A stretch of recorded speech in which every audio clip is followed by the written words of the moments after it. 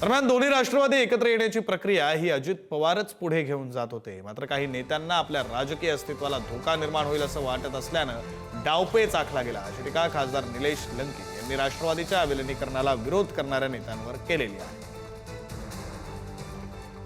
मुख्य भूमिका पार पाडत होते ते म्हणजे आदरणीय दादा, पण आज दादा आपल्यात नसल्यामुळं बऱ्याच ठिकाणी एक शंका कुशंका, हे दादा बोललेच नव्हते, या गोष्टी केल्याच नाही, ही गोष्ट आमच्यासमोर झालंच नाही, अशा त्या ठिकाणी चर्चेला उधाण आलेलं पाहायला मिळत आहे। प्रत्येकाचा वेगवेगळा डावपेच असू शकतो।